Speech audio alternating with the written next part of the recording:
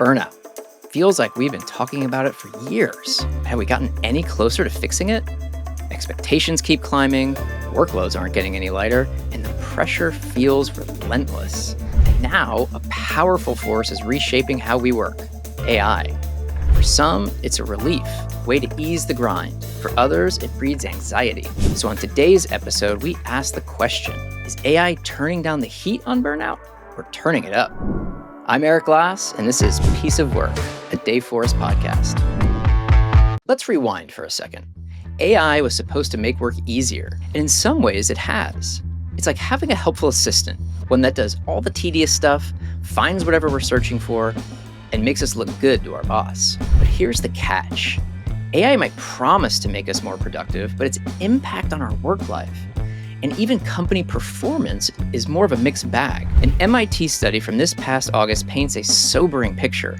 95% of enterprise AI pilots are failing to deliver measurable financial results. And only a small fraction, just 5%, are driving rapid growth. The culprit? Not faulty AI, but what MIT calls a learning gap.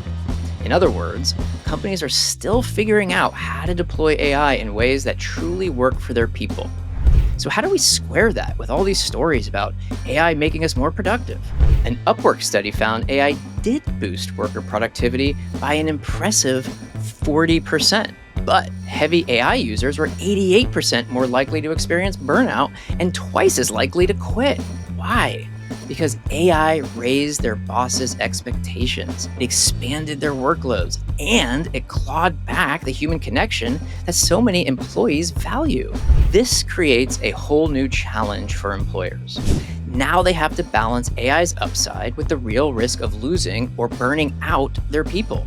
And that's a tightrope many leaders are just now learning how to walk. To learn more, I'm joined by Andy Newman, founder and CEO of Creative Taxi. Andy's here to help us understand how people are experiencing burnout today, what companies can do about it, and how all of us can thrive as passionate professionals. So before we dive into burnout, can you just set the stage and tell me a little bit about your career journey so far?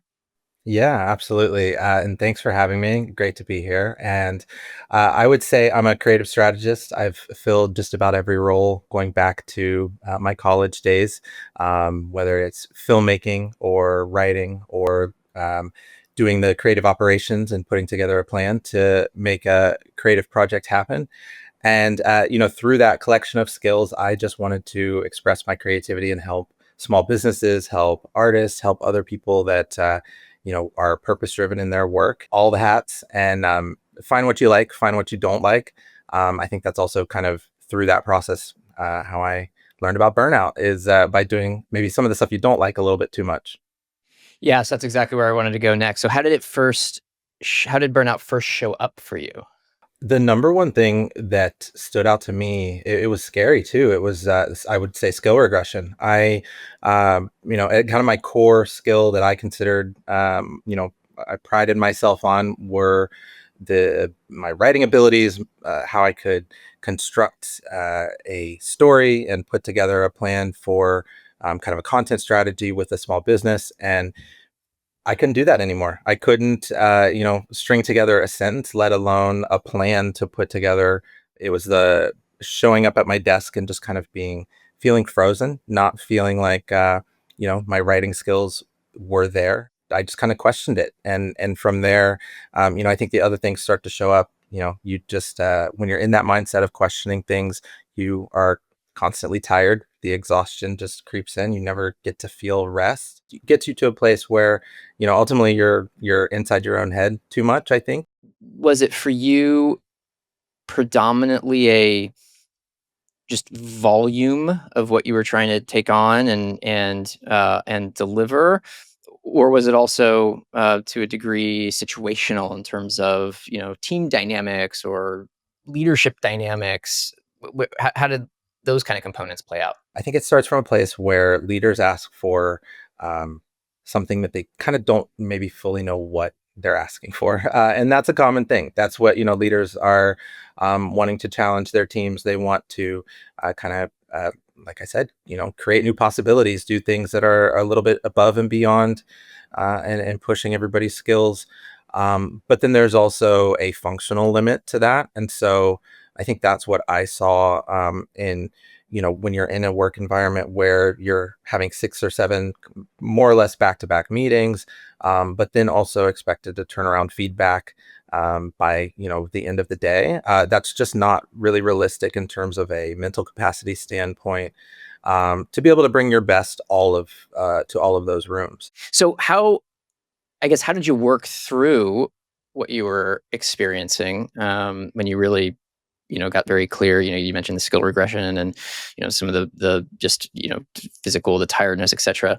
How did you start to work through that, and how did it, start to get better?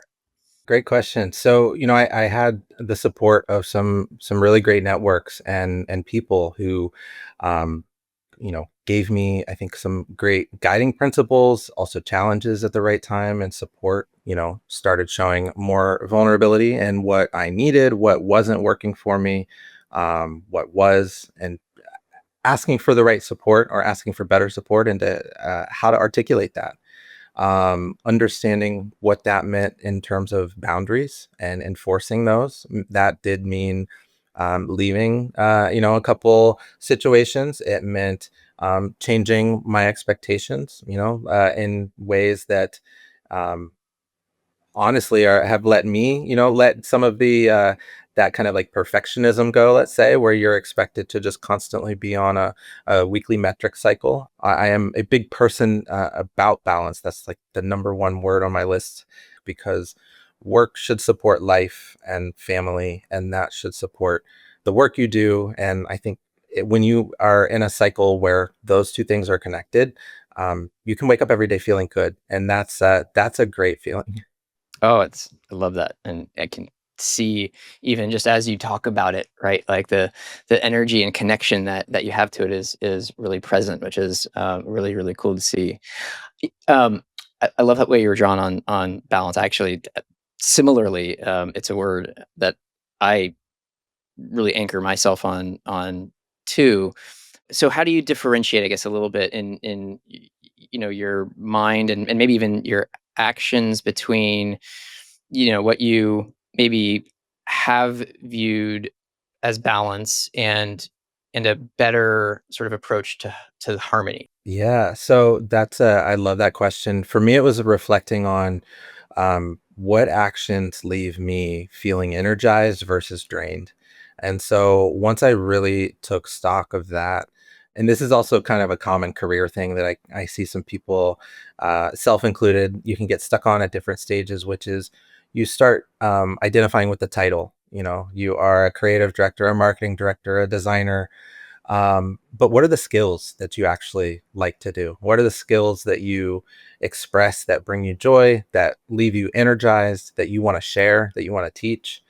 Once I started reflecting on those things, I realized that, for me, the number one thing was talking to creative people. The second thing was like advocating for their best interests. And as I like peeled that back, I'm like, I don't need to be a creative director to do that. I can be a creative coach. I can be a consultant. I can be these different things. Let's talk about AI for a minute. Where do you think AI plays in terms of impacting burnout? Yeah, I think it has an incredible potential to increase burnout, especially among knowledge workers, among creative workers. The thing that I see with it is that, it can always ask for more. It doesn't get tired. It doesn't have, a battery, so to speak, in that way, in the way that human creativity does. And that's where that reflection, that rest, that, reflecting on the frustration of the day, that's where the creative inventions come from.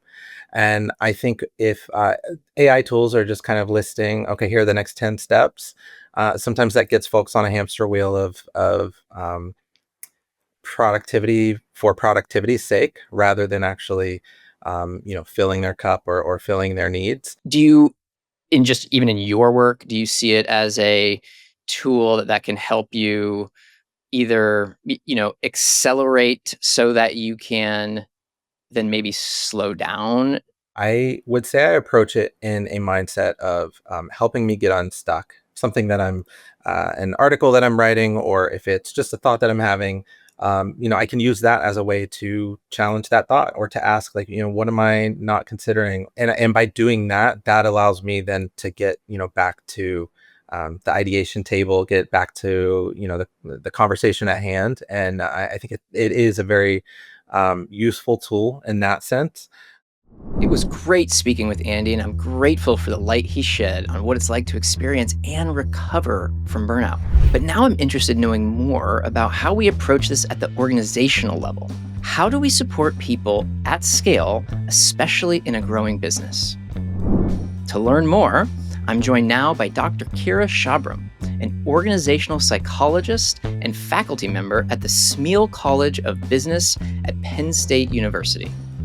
Her work explores how people create meaning in their jobs, and lately, she's been examining what happens when identity, purpose, and technology collide in the workplace.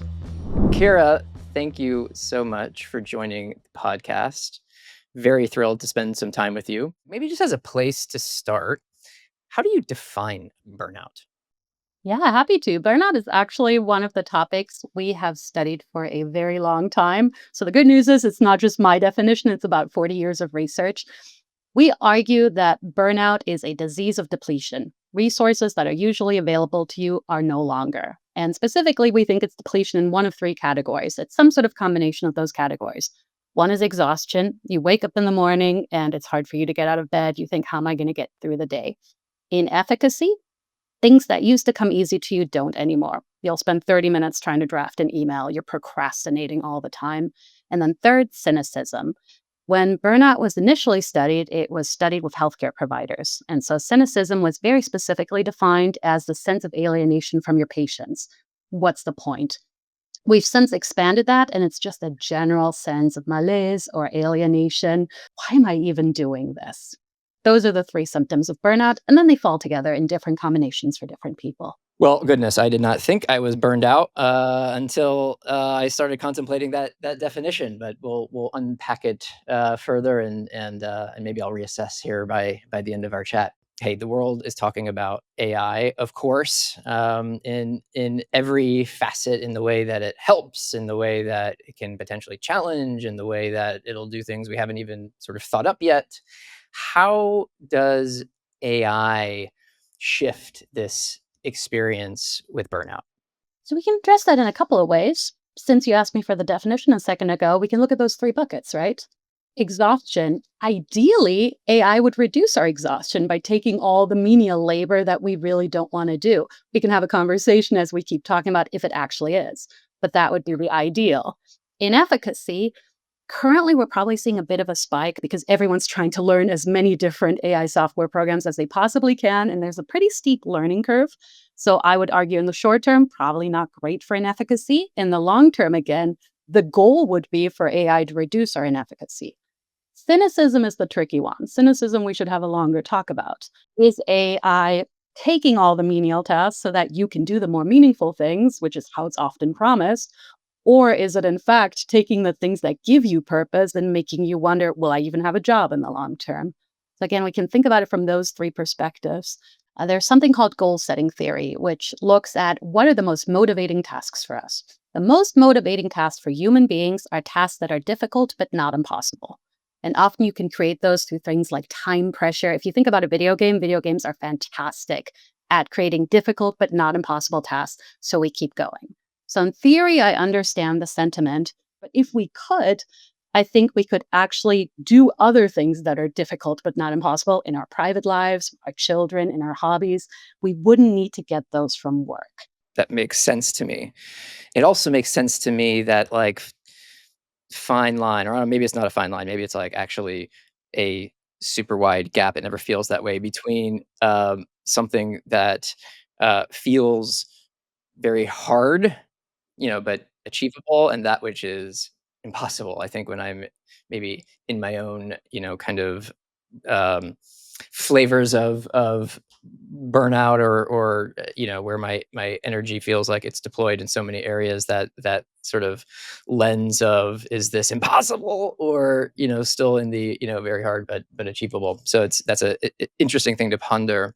um so you kicked off by noting there's an abundance of research, or 40 plus years of research. So it almost seems somewhat foolish to even ask about sort of emerging best practices in terms of the impact of AI relative to burnout, potentially in ways it could help. But I guess, where are we in that spectrum, knowing that gosh, we've probably only been running hard with really having AI super accessible to the masses for what, 2.5 years, maybe three. If you don't mind, let me give you a very brief history of how we've been addressing burnout because I think it answers your questions.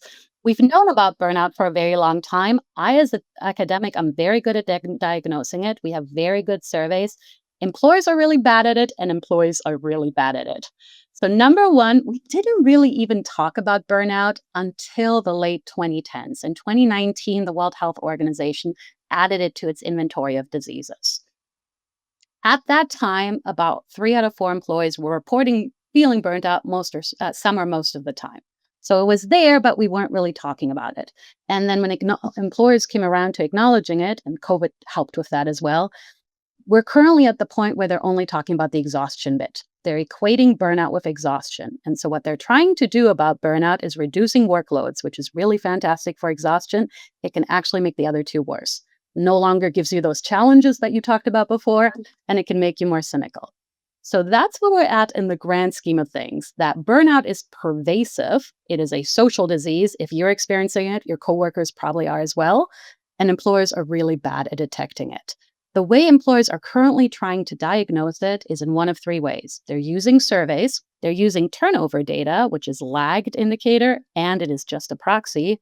And then probably the most effective one, but really costly one, is manager check-ins. Your manager actually checking in with you and monitoring you. That's how we're doing it. And so the question is, what can AI do with those things?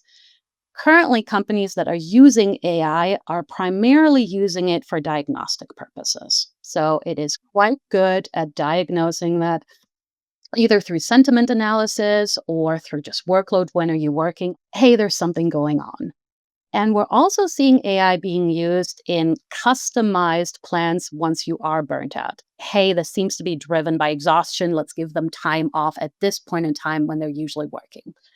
What I would love to see AI being used more for, and I think it can be, is prevention in the first place. That really all the research on burnout shows that once you've fallen off that burnoff cliff, and it's really a steep cliff, it's very hard to pull yourself back up from it, it's already too late. So I think there's a lot of promise out there using AI to look at which factors around the workplace here are driving burnout. Is it scheduling? Is it emotional labor? I'd love to see more of that. We're seeing more at the back end. Someone's already burned out, I'm detecting it, and I'm trying to address it. And so I, I believe you said in terms of kind of best approaches, from the employer perspective. Um, I think you said really it comes down to that, the one-on-one, right? The manager interaction, ideally being the best indicator. I don't know that you went so far as to say like mitigator, but that certainly is the best indicator. Do you see a place where AI is already doing a better job of being a tool that managers are using to better work with their employees in that experience, or um is there the path to really kind of ramp that really significantly? I think there's a lot of promise there because, again, managers are not that great at the diagnostic bit. So having the AI help with the diagnostics can be really helpful. If I can give you an analogy from the medical practices where AI is being used a lot right now for diagnosis, right? So let's say cancer screening. We find that people in those professions tend to use AI in one of 2 ways. They either let the AI screen the image first, then point them to areas, and then they verify, or they do it themselves first, and then the AI is used to verify their hunch. We find that the latter category is much better. That if you are still thinking about it, you're puzzling through it, but then you use AI in essence as a collaborator to either verify or push back on you, you're still critically thinking, you did the step first, and then you used AI as a tool. And so I think we could use that as an analogy for burnout detection. I think a manager's primary role is really to sustain their employees. Can they continue to perform while not sacrificing their well-being? And so their mental challenge should be to see how their employees are doing. If they're then using AI as a diagnostic tool to either continue to verify those hunches or push back, I think that would be fantastic. But when you look at those three kind of core dimensions of burnout, and you noted, one doesn't necessarily trigger the next. It can manifest in any number of ways. Is it showing up, today, last few years, 5 years, given all the things we've dealt with, pandemic, all these different things, surges in technology, all the rest? Is it showing up a little differently now than, say, it did 10, 20 years ago? Does it have some things that are kind of more unique to the world that we live in, right now, when you think about the kind of core dimensions? Two answers to that. The overall burnout scores have held surprisingly steady. So, like I said, and before the pandemic, we thought about 3 out of 4 employees were experiencing burnout. That went up a little bit during the pandemic to about 78%, and it certainly went up for frontline employees or medical employees. But in general, burnout is a problem. It's a major problem. Now, you're asking about the cynicism component specifically. Yeah, cynicism is on the rise. It is on the rise both generationally. So, Gen Z are a lot more cynical than prior generations, and it's overall. We've so far only talked about AI in the specific context of burnout. I'm happy to talk about it as more of an existential threat to what I do with the majority of my waking hours, right? That's really where that cynicism bit comes in. If you want to talk about personality factors, the clearest empirical measure of personality that scientists use is called the Big Five. A couple of those Big Five personality dimensions really seem to be predictive of how well you'll do in a world of AI. People who are high in openness to experience, again, people who like or crave novelty, will do well. People who have an internal locus of control, who have low neuroticism, who feel in control in the world, will do well. One surprising thing, before we get into the people who won't do as well, that we're finding is one of the Big Five personality dimensions that we've always attributed to being kind of the best one for the workplace. If you can only measure one, measure this one, is conscientiousness. Are you familiar with the Big Five in those dimensions at all? I mean, very lightly, but this Somewhat. is helpful So, to have you unpack a bit. Yeah. yeah, so conscientiousness. Do you spell check your documents? Do you show up on time? Are you reliable? Really, like the drive for those things. Those people tend to do really well in school. They tend to do really well in the workplace. So, for example, we find that people who score high on conscientiousness, about 7% of their grades in school are explained just by that personality dimension. The surprising thing is that there is early evidence, and let me really stress that word early, that people high in conscientiousness do not seem to do as well in adapting into workplaces with AI. And that could be because they knew how things worked before. They had kind of learned the right way to do it for their entire lifetime. And now they're having to rethink all that because AI takes over a lot of those things that what we talked about earlier gives you that excitement of, I did a job well done, I checked off a task. So that kind of gets us into the loser's perspective and the cynicism. Where AI is really threatening is if it undermines the things that you were always good at. If it takes away your sense of identity, but I was the person who did this thing in this organization. If it dehumanizes the workplace, you no longer get to interact with people as much because AI is optimizing your workflow or your time. So all of those things will then compound cynicism. But the meta concern is the cynicism about who is pushing for AI. Because again, it isn't coming from neutral messengers, right? There is an ideal of AI, and then there's who's actually selling AI. And they're not selling it as this will make people have better lives. This will make people be able to have more free time or do more creative tasks. They're selling it as cost saving. They're often selling it as you don't need as many employees. And so I'm not at all surprised that there's cynicism when the messaging really isn't aligned with what could be the best of AI for the most people. What do you think we need then in terms of leadership adjustments, different kinds of skills? What needs to happen from a leadership perspective to start to make sure both are being served appropriately? I think at its most abstract, leaders hold one of two paradigms about their workers. And we call that theory X or theory Y. The labels don't really matter. But the question is, do you fundamentally believe that your employees want to work, that they get something out of work, that even if you're not very closely monitoring, they're going to work? Or do you believe that's not the case, that you have to monitor them because nobody wants to work? Right? I think leaders need to ask themselves the question, what do you actually believe?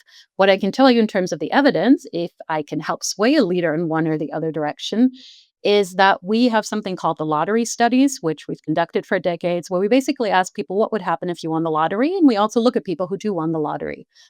About 60 to 80%, depending on the study, will continue to work in at least some capacity.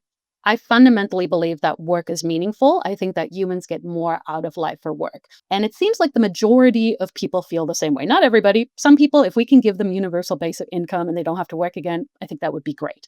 But the majority of people want to work.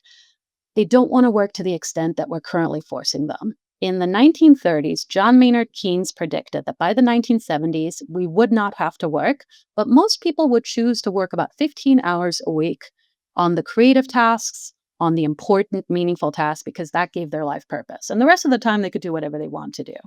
And so how did we overshoot that so much that we're all working longer hours than ever? Exactly. And that seems very, very clear.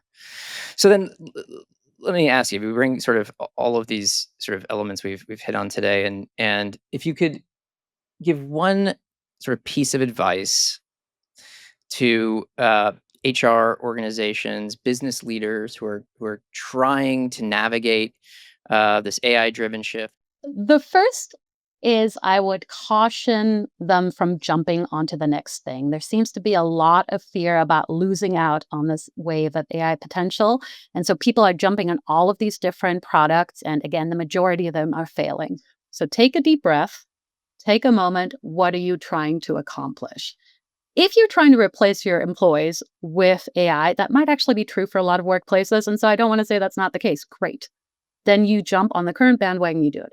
But assuming that you believe fundamentally that you're still going to have employees in your workplace and they're going to have to do well, now we can start to talk about how can we use this tool to make that happen, right? And so we can be a bit more mindful about it.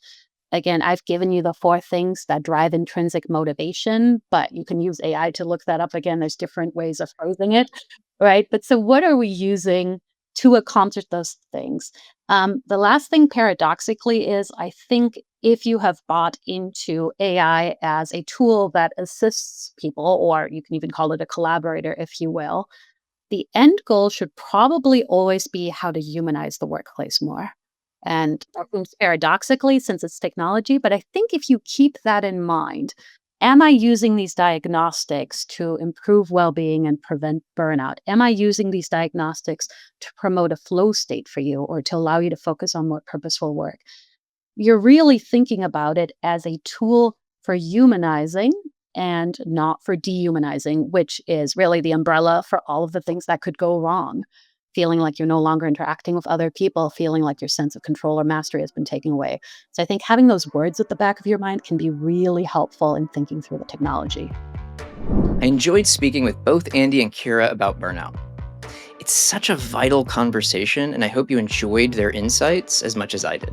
There were some big takeaways from our conversation, and I want to leave you with a few final thoughts. First, burnout is evolving. It's no longer just about long hours or doing too much. It's about uncertainty. It's about the emotional toll of not knowing where we stand or whether our work still matters in the age of AI. Second, AI isn't inherently good or bad for burnout. It's a tool. And like any other tool, the impact depends on how we use it. When it's introduced thoughtfully, AI can be a powerful ally, reducing cognitive load, removing friction, and freeing us up for more meaningful work. But when it's rolled out without support or transparency, it can do the opposite. That's where leadership comes in. Because this next chapter of work isn't just about transforming how we work with new technology. It's also about how we unlock potential and bring real meaning back to work. So if you take one thing away from this episode, let it be this. Burnout isn't just a personal problem. It's a symptom of our changing relationship with work and finding the right path forward where technology helps us do the work we're meant to do. Well, that should be every leader's top priority. Thank you for listening to Piece of Work. I'm Eric Glass. If you've enjoyed the show, let us know what you think on Spotify, Apple Podcasts, YouTube, or wherever you get your podcasts.